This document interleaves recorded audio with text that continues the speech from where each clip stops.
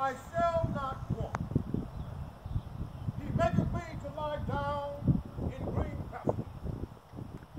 He leadeth me beside the still water. He restoreth my soul. He leadeth me in the path of righteousness for his name's sake. Yea, though I walk through the valley of the shadow of death, I will fear no evil, for thou art with me. Thy rod and thy staff, they comfort me. They prepare a table before me in the presence of mine enemies. Thou anointest my head with oil. My cup runneth over. Surely goodness and mercy shall follow me all the days of my life, and I will dwell in the house of the Lord forever. Can I get an amen round here? Amen.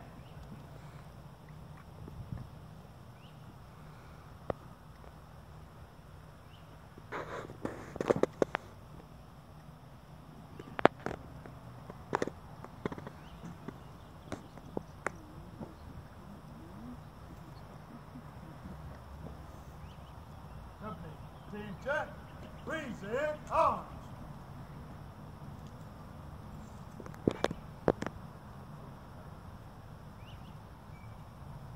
A ranking Private Paul Rutledge, Private Marius Johnson, Sergeant Sam Buddy, Private J.M. Cook, Sergeant B. Smith, Private John Pucker, Sergeant T.B. Ballard, Private Ira Tarrant, Sergeant John Mosley, Sergeant M.A. Mosley, Private A.E. Harmon, Sergeant William S. Woods, General Isham Garrott, Captain W. Parker,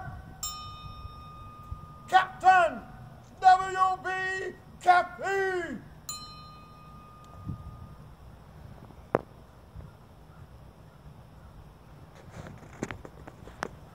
Good afternoon, everyone. Good afternoon. My name is H.K. Edgerton. That stands for handsome and cool. I hail from, first of all, let me say, I am so very glad to see the police chief. Come around here, chief. Get yourself around here. Come on round. Y'all get the chief a bigger hand than that. How about a good rebel? Oh, don't raise no fool. I want to thank the chief for coming. This is the second year he's here. Chief, anything you'd like to say? I'd like to say I'm enjoying myself. I enjoyed myself last year, and I got a call yesterday to invite me today, and I'm glad to be here. Thank you all. 3 cheers for the chief! Hip, hip! Hooray! Hip, hip! Hooray! Hip, hip! Hooray! Y'all know I'm going to cut up. You don't even wait to cut up, bro. I am so very glad to see everybody, all my friends. I would hug all y'all. I don't see enough of my babies around here today, so next time y'all invite me around here, bring some of my babies. Don't make me have to get my flag and my signs out, because I got plenty of signs. It is, Charles, a great honor for me to be here. I think maybe y'all might be tired of seeing me every time I look around and come around this time. Where you going with the pretty girls? I have to watch all y'all. I have to watch the old men, the young men. Every time I look around, one of y'all got y'all's hands on my women. They all belong to me. I am so very honored to be here with my family. To talk about these brave men, and I'm not going to forget about the women. You know, every Memorial Day we come around, we talk about the brave Confederate soldier. We know he was the bravest soldier ever lived. Can I get an amen? Amen. No doubt about that. No doubt. But Lord have mercy, let us not ever forget the Southern woman. Amen. There ain't nothing like a Southern woman, but unless you got two of them on your hand. Hey, I know, Miss Sandra, they ain't me. Y'all know I'm a silver-tongued devil, but I ain't acting that bad. The Southern woman had to fight a battle all of her own.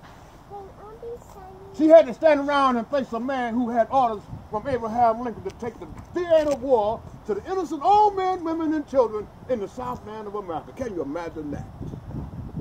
But he didn't know that he had to come up against a Southern woman. You know, she had one of them great big old buckets called a pea pot. She'd have dumped that thing off the balcony on them boys in a minute, wouldn't she? They came. And I'm going to tell you this because I believe sometimes we have forgotten enough, forgotten too much.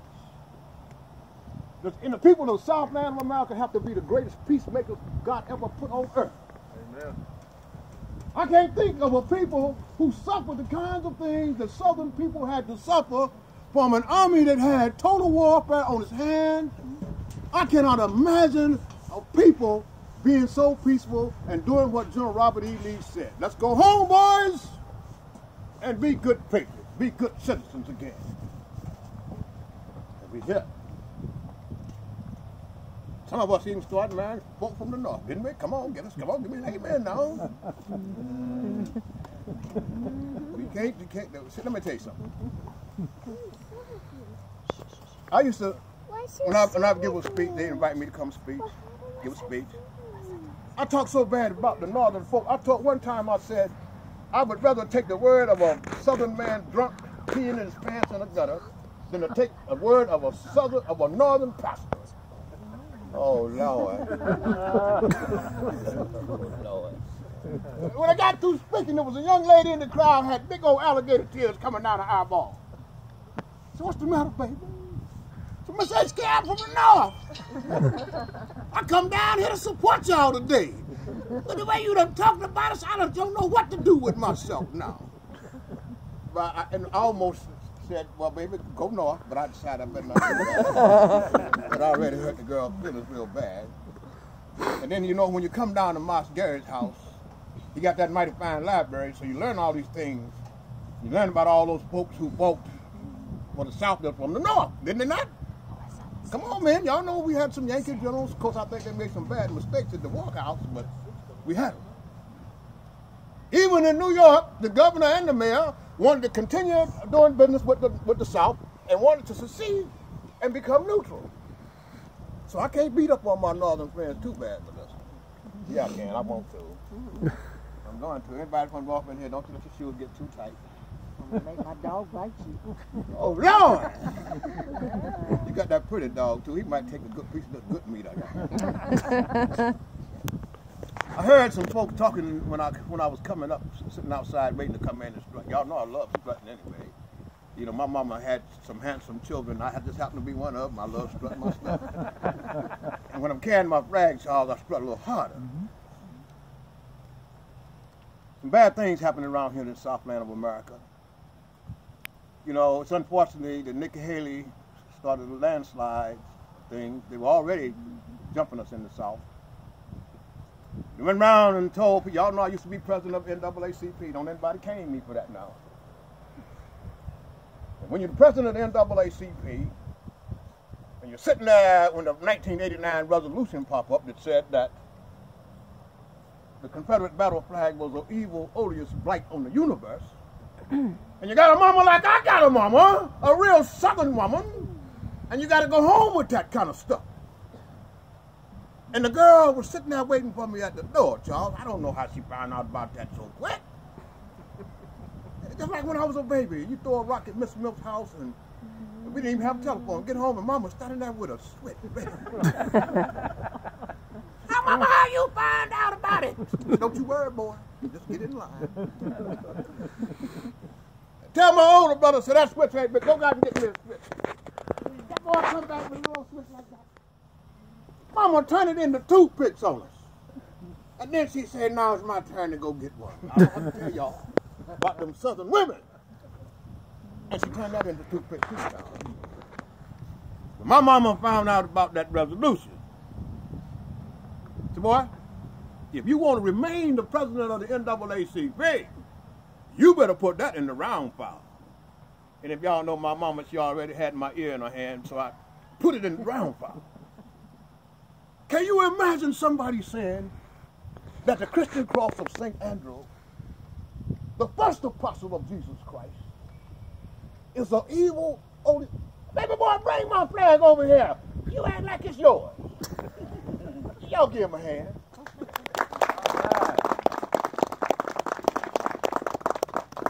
Boy, I love you. Find yourself someplace over there to sit down. Wait a minute. Somebody give me a chair. I want you to sit right up here next to me. And can you hold me? Tell everybody your name. Put some bass in your voice when you say it, Ian. Tell them again. Ian. This is Ian, y'all. Come on, sit down right there, Ian. You guys are home with me. You've been eyeballing all day, boy. When you got a mama like mine, Charles, the evil, odious blight on the universe, and you talking about the Southern Cross, that don't sit well with her. And it didn't sit well with me. But the coffers were bare. Julian Barnes said, we're getting ready to go broke. We're the oldest civil rights organization in the country. Never mind these honorable men who went off to serve the Confederate cause. Never mind those mamas who cried when they sent their babies out. Whole towns, everybody killing each other on the whole street. Everybody gone off the war. That mama don't want to see her baby boy going off the war like this here. Stand up, Ian. And poor little Ian was a color guard. You know he was the first they shot at, the Yankees shot at. Carrying those flowers. Sit down. You're doing a good job, Ian. And there my grandpa was, his mama done called on him, said, boy, Jedediah, get yourself here. You take yourself with Ian.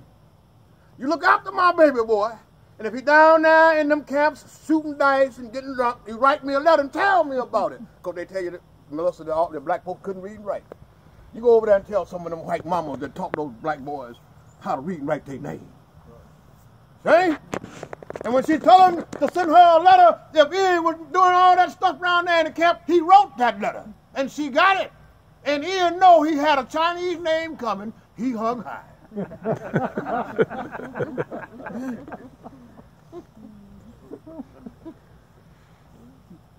And these folks around here tell us now that we got to dishonor the memories of the Confederate soldier. I was down in Gainesville, Georgia. Got a Confederate soldier's monument down there called Old Joe. Y'all know when the ladies for UDC put a monument up, that thing is pretty. And the man went down there, 2 city council members, one from New Jersey and one from New York, said that the words on the monument were discriminatory. So we don't know what the black folks during that time would have been thinking about those words on that monument. They probably wanted to protest, but they were scared of being lynched. I had to go down there and read what the words said. Lord have mercy, they got something like that down around here about black folks. I had just got out of my time machine. Y'all know I go back and forth being black and white. And I figured today I was a white man. I was kind of scared to go down to the monument and read what was on that monument. And I got down there and the words talked about the brave men and how they had given their lives for the Confederate cause, for their Southern family. And I thought to myself, boy, that boy at the wrong monument. He didn't go down to the Union monument. This is the Confederate monument. The Confederate soldiers monument is for all the Confederate soldiers. Red, yellow, black, white, and brown. Can I get an amen, y'all? Amen. So you got the wrong monument, boy. And why are we talking about putting down a plaque next to the Confederate soldiers monument now if we can't take it up and talk about lynching? But I'm thinking to myself, sitting up in that room, you know, Yankees will do anything they can to attack our Southern heritage. Who we are as honorable people, doing just what General Robert E. Lee told these men to do. Go home and be good citizens. Let's be patriots. And when you define patriot in Webster's dictionary, it said a person who loves his country. President Davis was a Unionist man. General Robert E. Lee was a Unionist man. They loved the Union. Pure and simple. General Lee got to Gettysburg and looked up and saw all his men standing there with no shoes on. Shirts half raggedy, hungry. I know they're hungry because you could hear their stomachs growling. I could hear them back in 1948 when I was born. I could still hear them stomachs growling. He looked over there and he thought about Ulysses S. Grant and how his boys were down in the South raping and robbing and stealing and killing and burning out the families of these men. He saw them over there with all those pretty uniforms on. He looked at his men, half raggedy. Only reason why they went into Gettysburg because they didn't have any shoes. Had a shoe factory down there. They should have bypassed that place. Yeah, they should have. And he looked Ulysses S. Grant in the eyeballs, looked him in the eyeballs and said, "You didn't beat us. But I'm tired of this. My baby's got to go up against these repeater rifles you got. All them brand new uniforms. Eating all them steak you done stole from us. Doing real well around here. So I'm going to go on home, boys. Pack your gear, let's go home." Every one of them said, "Moss Lee, let's don't go. Let's go up in the woods and fight them. We don't care about their repeater rifles. We don't care if they outnumber us. We don't care if they're taking every man that come in the Ellis Island off the boat and putting a blue uniform on him. We will stay here, sir, and we will fight." General Robert E. Lee told all these brave men, "Boys, let's just go home. Let's go home and be good." Somebody should have went up and told Nikki Haley when she wrote that resolution, her and Lindsey Graham, talking about taking the flag off the Confederate Soldiers Monument. Wait a minute, man, why are you doing this? You are the governor of the South Carolina. This is where it all began.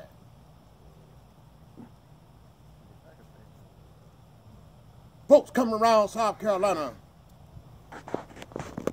call themselves Black Lives Matter. Went over to the Confederate Soldiers Monument and wrote that down.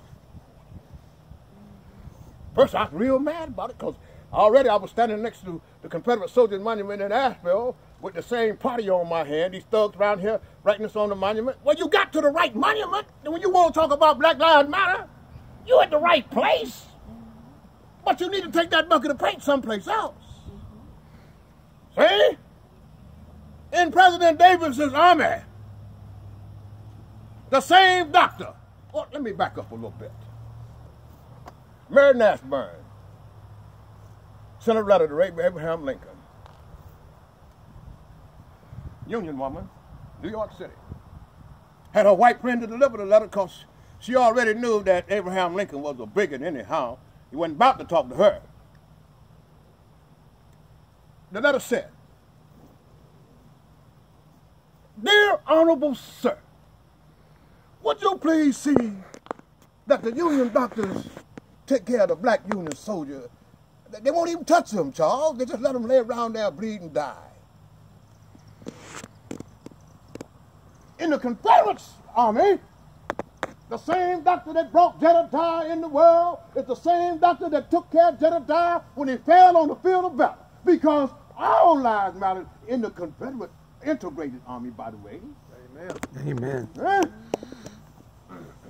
The letter went on to say, "And dear Honorable Sir, would you please pay the black Union soldier the same pay for the same job that the white Union soldier gets?" Eh? In the Confederate army, don't have to tell Pam because she knows about this stuff. Should have had her give my speech today. In the Confederate army, those white Confederate soldiers put their money together, divvied it up to make sure that the black Confederate soldier got the same pay for the same job that the white Confederate soldiers got, because all lives matter in the Confederate army. Tell him, brother. I'm talking about it. I'm getting ready to take my wig off in a minute.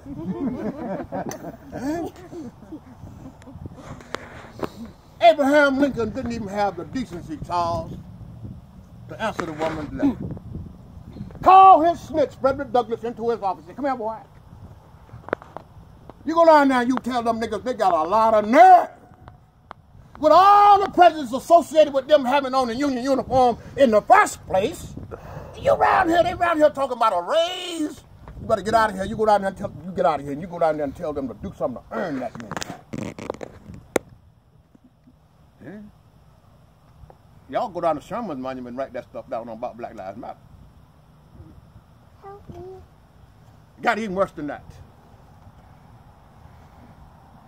Got way worse than that. The northern press descended upon the South.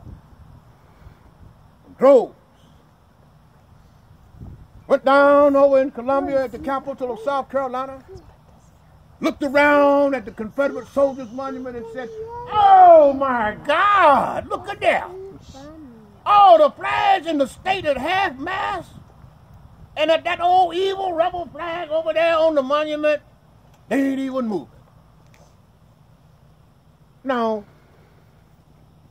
Nikki Haley knew that they had made a deal.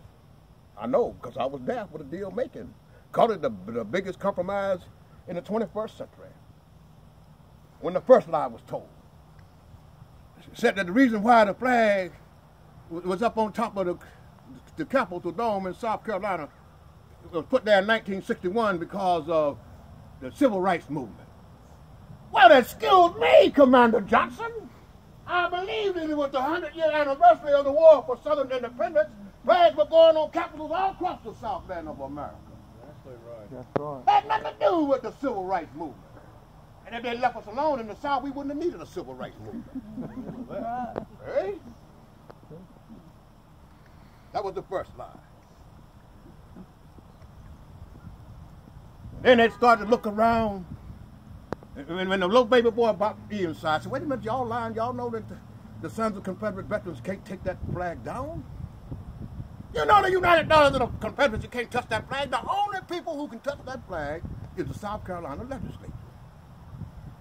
Well, after the Northern press found out this was a lie, start digging, Miss Sandra. They tell me they found the picture. I believe now somebody said the picture was Photoshopped. But anyway, they found Dylan Roof over there with the flag in one hand and a pistol in the other hand. And the press said, oh my God, we told you that old evil racist battle flag is what caused that boy to do what he just did round here. Now, if Dylan Roof had gone to the Sons of Confederate Veterans website, Dylan Roof would have saw those 42 black men who rode with General Nathan Bedford Forrest, and of whom General Nathan Bedford Forrest said, no better Confederate ever lived than my boys, and they stayed with me to the end. 29 horses that man had shot up under him, and not one time did he ever fear when he hit the ground, because he knew that one of his men from his escort, one of them black men, had his back. Huh? If Dylan Roof had gone over to the United Daughters of the Confederacy website, my Lord, he'd have found out about Horace King, a black Confederate soldier. And if you ever go down to the capital of Montgomery and look at that spiral staircase, that was a black Confederate soldier named Horace King who built that spiral staircase. Can I get an amen? Amen. When General Robert E. Lee needed a bridge built to carry his horses and his men and his cannons, he called on Horace King, a black Confederate soldier, a bridge builder. Can I get an amen? Amen.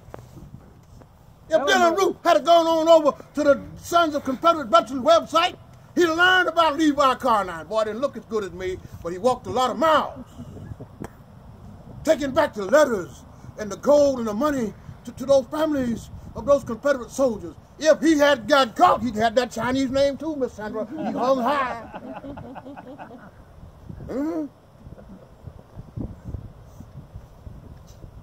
Flag had nothing to do with what that baby boy did.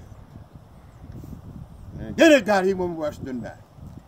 That scalawag mayor called Riley from Charleston had that boy already put up in jail, suspended his writ of habeas corpus just like Abraham Lincoln did, and tried that boy and convicted him in the court of public opinion before he went before his peers.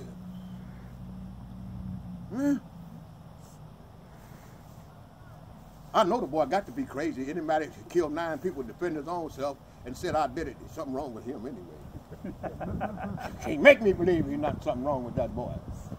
I wrote a thing last week and said I believed it was a conspiracy that Dylan Roof had some company. I've been getting a telephone call from Washington, D.C. every day, y'all. Yeah. I believe we've forgotten too much. Forgotten about these brave babies. But when their president called, went off to war. Black farmers don't want to go out to war. I know good and well. They tell me about all them black boys that fell in behind their masters. Boy, when you first fire a rifle over here, they go fire one in a minute. So all the black boys ran. I'll run too. You ever heard a Confederate cannon go off? If you don't run, Chief, you thinking about it. Thinking about getting up.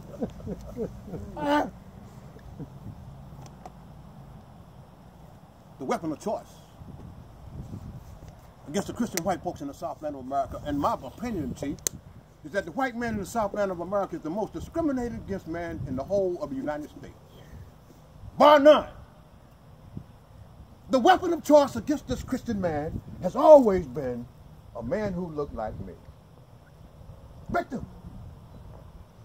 You don't know what's going on. You come around here and tell me I'm free. That's just like, where General Lee go? I just like telling General Lee, you go, just go on, you free. I'm talking about the dog, y'all. Where is he? Right. Yeah, General Lee, I'm speaking about your Christian name. He just fell asleep during your speech. I don't know how. He's in deep thought. He must have had some of that Harvey Warbank. He sipped out the wrong bowl.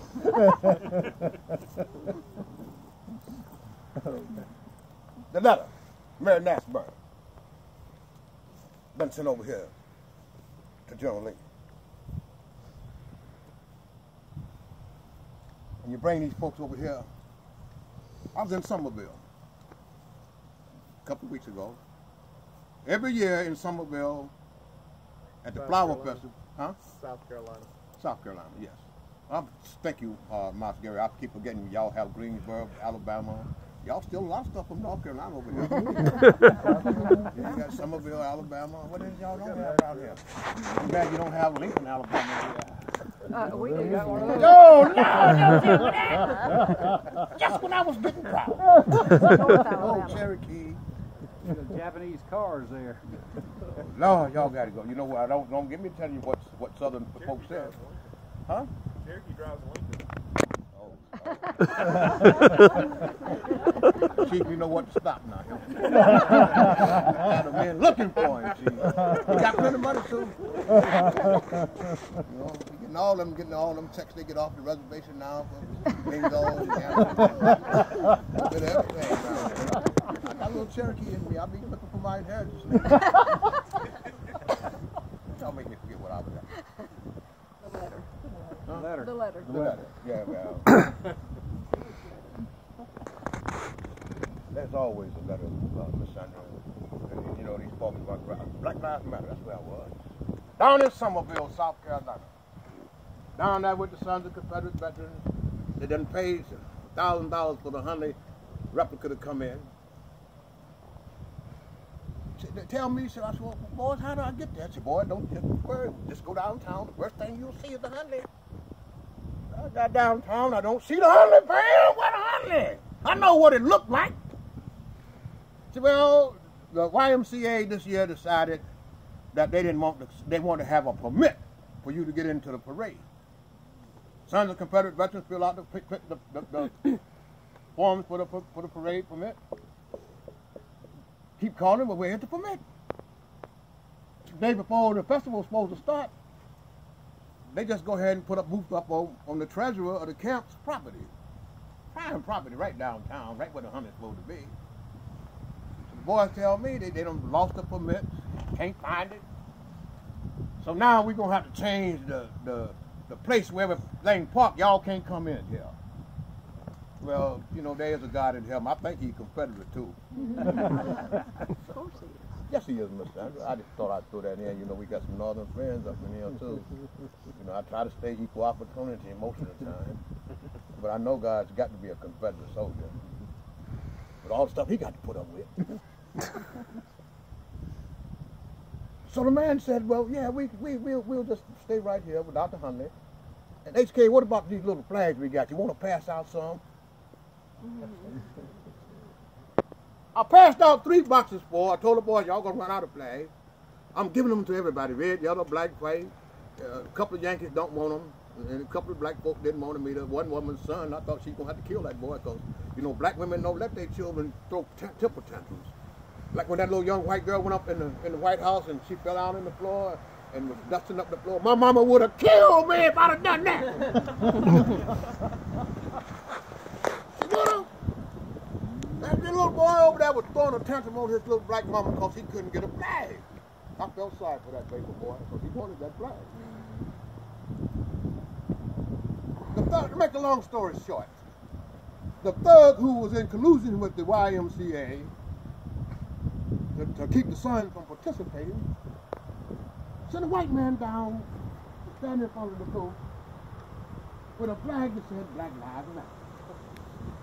That's what I said. I looked over and saw him. Y'all, I lost my voice. I get that boy a speech in the middle of the street.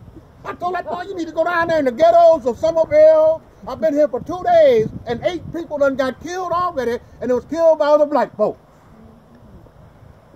An old black lady in the crowd said, Mr. Edgerton, don't just leave it on Somerville. Send them to New York, send them to Chicago.